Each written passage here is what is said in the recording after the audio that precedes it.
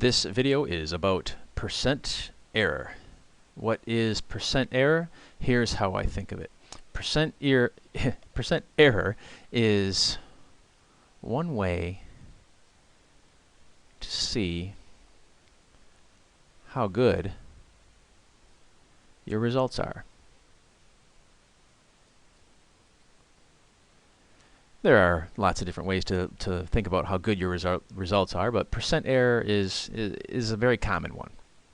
So to show you what percent error is, I'm going to give you the equation first, and the equation goes like this, and this is how I remember it. Real minus guess divided by real, and we take the absolute value of that, which means even if our answer is negative, we pretend it's positive. And that's times 100. So when we divide these two numbers, we'll probably, not necessarily, but we'll probably get a decimal. We'll multiply it by 100, and then our answer will be a percent. So let's do two examples. Let's say that the expected result that the students were expecting to get for some kind of activity, they expected to get 28. And when they did the lab or whatever, they got 26. So that's a difference of 2, 28 and 26, they are 2 apart. And let's say some other kids do an experiment, and they were expecting a result of 2, and they got a result of 4. This is also 2 apart. The difference between 2 and 4 is also 2. So I'm going to solve these two problems using this equation here, and we'll see what we get. Okay, so expected. Let's see here. The expected result, that's what you should have gotten. That's the real result. In different problems, you might see expected as what sometimes it'll be written as the accepted result. And then the actual result, that's what you get.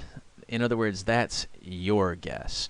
So the expected result, or the real result, goes in 2 places, and then the actual result goes in what you got. I call that your guess. Okay, so let's fill in the numbers and see what happens. So the expected result, that's the real, so that's 28 minus what the students got.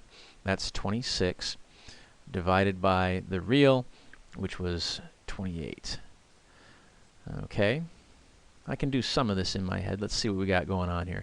28 minus 26, that is 2.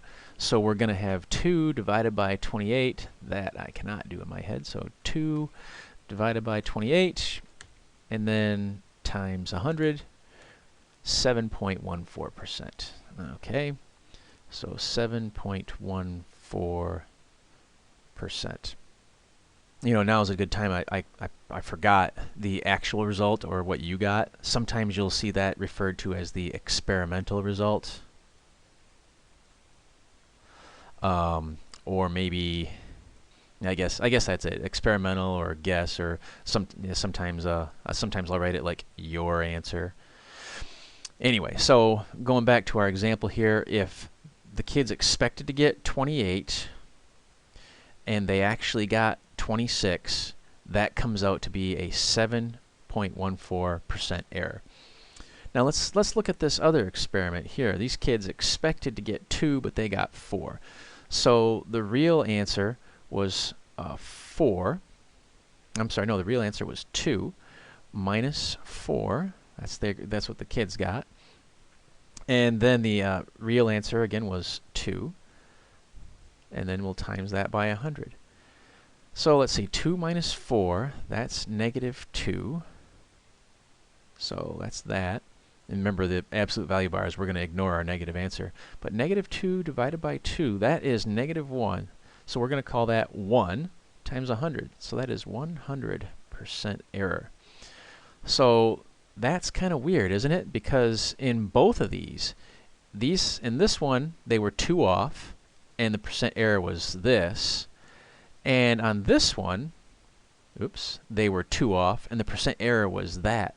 So sometimes if you miss by 2 right here, it's not that big a deal. You're only 7% off. But here, these guys missed by 2, and they were 100% off.